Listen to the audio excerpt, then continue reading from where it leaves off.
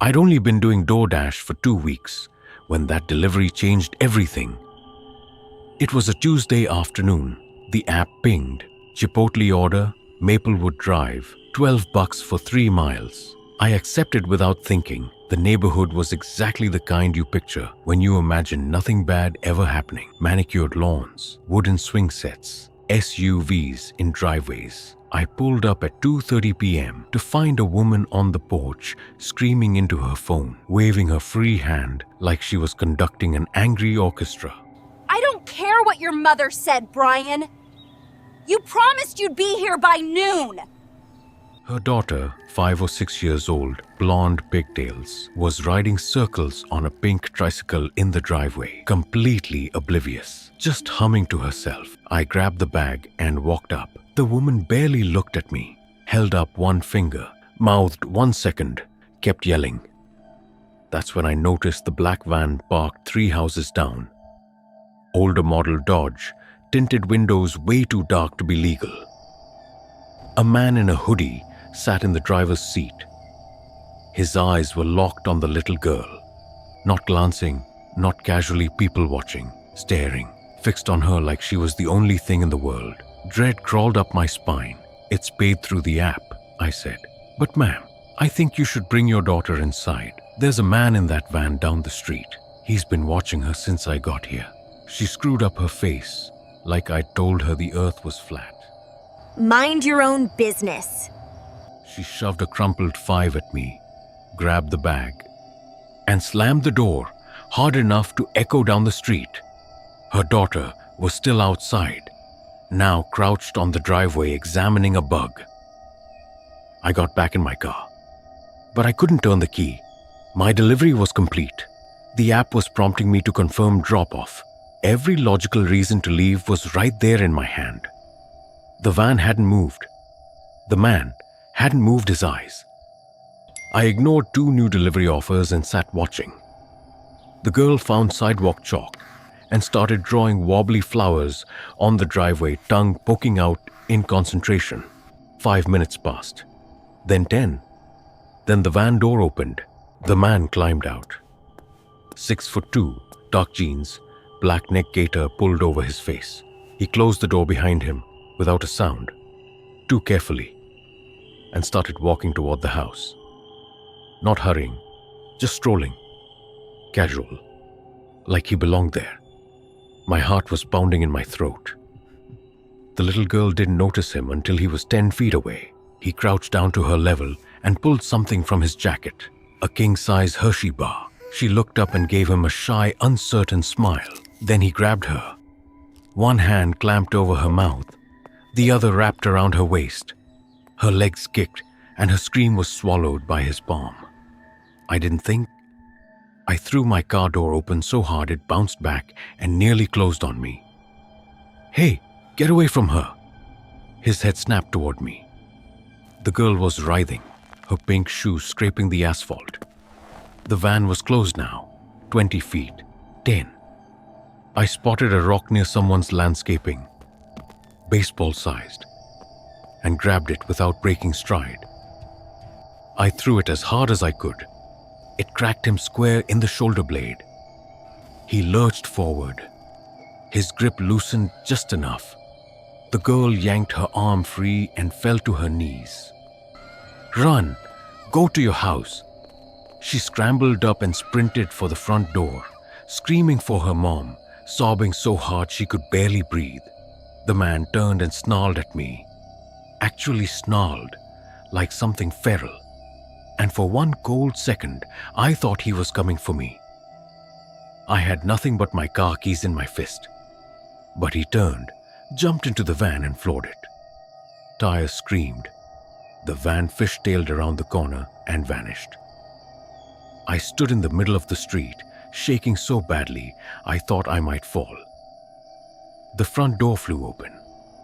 The mother came running out and dropped to her knees when she found her daughter on the porch steps.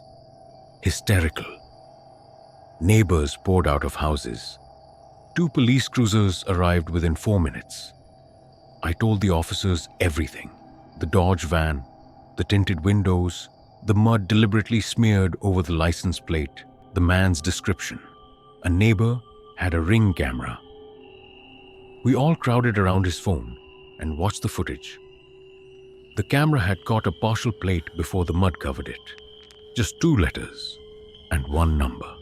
But it was something. The officer, gray at his temples, steady voice, looked at me. "You saved that girl's life. If you hadn't stayed, she'd be gone right now." The mother hugged me 3 times, apologizing through tears. They caught him a week later. He tried it again 30 miles away. In the van, they found zip ties, duct tape, a mattress in the back, and photographs, dozens of them. He had a child abduction record spanning 15 years across 3 states. That little girl would have been his 8th victim. I still think about that afternoon. But mostly, I have nightmares about the version where I listen to the mother and drive away. In that nightmare, I lie awake, wondering where they found her, if they found her at all. I still do deliveries. I still need the money. But now I watch. I pay attention. And if something feels wrong, I don't care what the customer says. I'm not driving away. It was a Wednesday in October. My husband Mark was working late.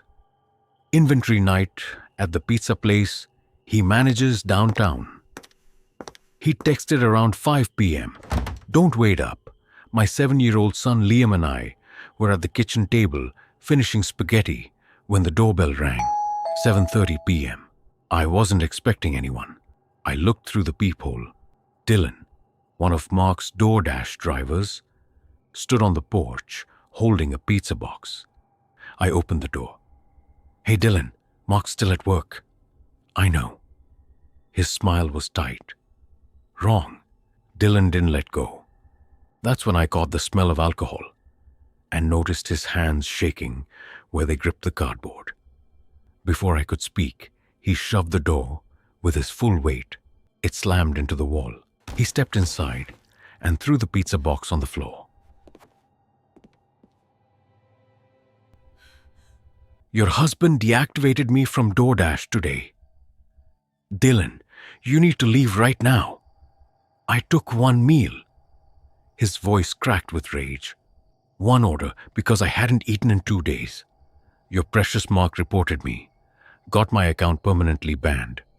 That was my only income." He grabbed my hair and yanked me backward. The pain was immediate and blinding, like my scalp catching fire. I screamed. He slapped me across the face and everything went white. I tasted blood, warm and metallic. He hit me again, a closed fist this time. My head snapped sideways and something in my jaw cracked. "Shut up." "Mommy?" Liam's voice came from the kitchen doorway. He was still holding his plastic cup of apple juice, his small face white with terror. "Run, Liam. Go to your room and lock the door." But he froze, his whole body trembling. Dylan dragged me into the living room by my hair. I fought, swinging, kicking, but he was so much bigger. He threw me against the wall. My shoulder hit hard. Something popped, and I crumpled to the floor. "This is your fault. Your husband's fault. You people think you're better than everyone, living in your nice house while people like me can't afford to eat." He reached into his jacket and pulled out a gun. My whole body went cold. "Dylan, please, I have a son. He's 7 years old, please. And I had a life before your husband destroyed it." His hand was shaking. The gun was shaking. I could see his finger on the trigger. Then Liam moved. My boy, brave, terrified, Then Liam 50-pound moved. Liam, My boy, brave, ran terrified, straight at 50-pound Liam, ran screaming, straight at Dylan, crashing screaming, into his crashing legs, into his legs. hitting them with his tiny fists and kicking with his light-up sneakers. I tried to crawl toward the door. My shoulder was on fire. I made it only a few feet before Dylan caught himself. Liam flew backward, His head hit the corner of the coffee table with a sound I will never forget. Sharp and wet, like something splitting. He crumpled to the floor and didn't move. Liam, baby, please wake up. Open your eyes. Please, please open your eyes. Dylan stood over us, gun hanging loose at his side, staring at what he'd done. His face had gone chalk white. I just pushed him, threw the door open, and disappeared into the dark. I grabbed my phone and dialed 911. Please, please help him. The ambulance arrived in 5 minutes. It felt like years. The paramedics took over, gently moving me aside. Possible skull fracture. Glasgow coma scale is 6. We need to move now. I rode beside him in the ambulance, holding his hand. It was cold. A paramedic radioed ahead. 7-year-old male. Blunt force trauma to the head. Significant blood loss. Decreased level of consciousness. The words barely reached me. All I could see was Liam's face. His lips were tinged blue. At the hospital, they rushed him through double doors I couldn't follow through. I stood in the hallway, covered in his blood, unable to sit, unable to move. A nurse tried to help me. I couldn't feel anything. My phone rang. Mark, you need to come to St. Mary's. It's Liam. Dylan came to the house. Mark, you need to come now. Police arrived. I told them everything through sobs. Dylan's name, his face, the gun, the coffee table. I fell into his arms and we stood there in the middle of the waiting room while I told him everything. Around midnight, a doctor came out. Young, early 30s, tired eyes. Your son is out of surgery. The head trauma was severe. Fractured skull, swelling in the brain. We've relieved the pressure, but he's in a coma. The next 72 hours will be critical. They led us into the ICU an hour later. Liam lay in a bed that looked enormous against his small body. Tubes in his nose, his arm taped to his chest. Machines beeping and humming. His head wrapped in white bandages. I sat down and took his hand. It was warm. That was something.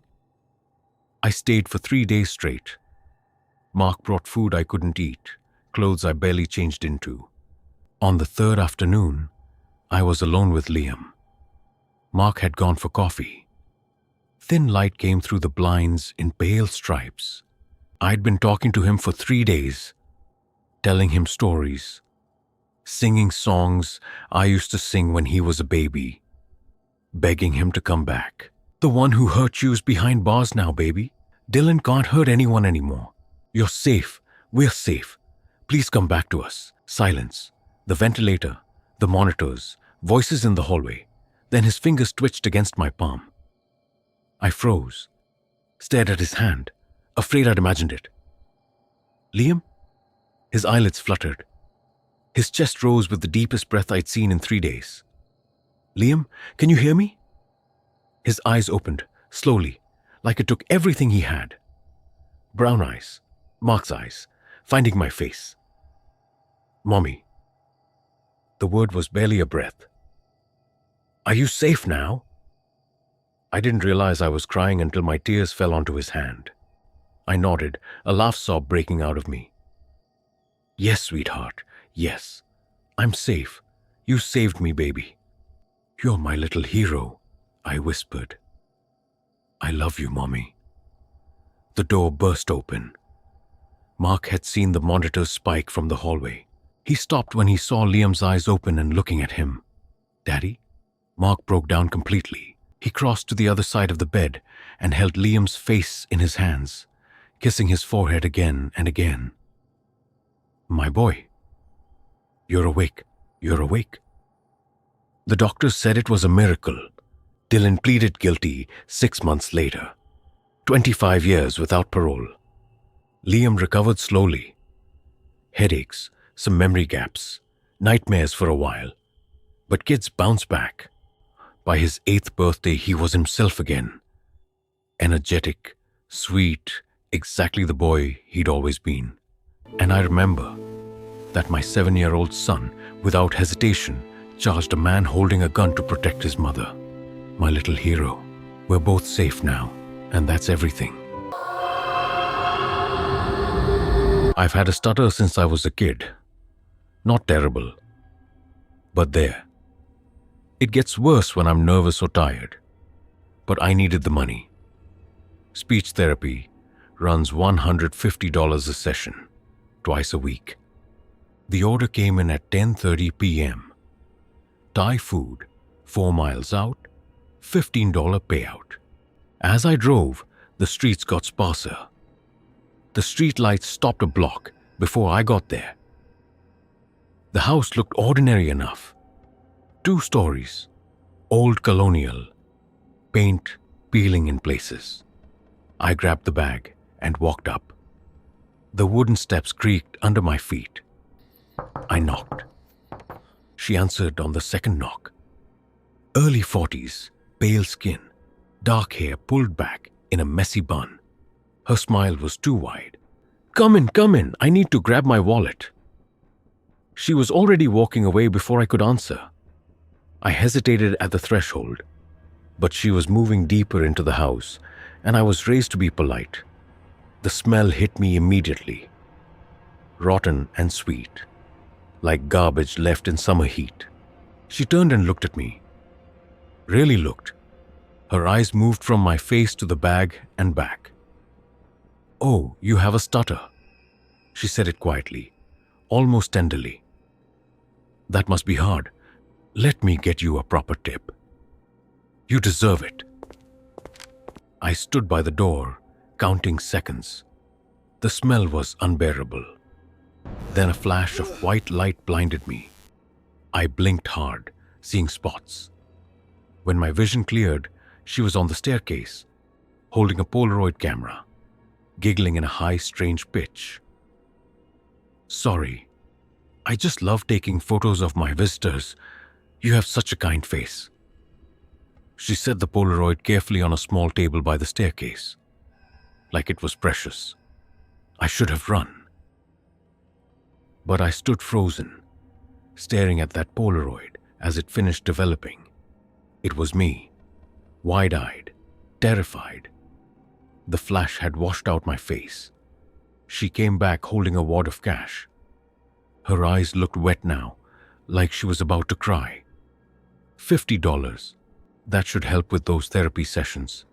I took it with a shaking hand and turned for the door. She grabbed my wrist.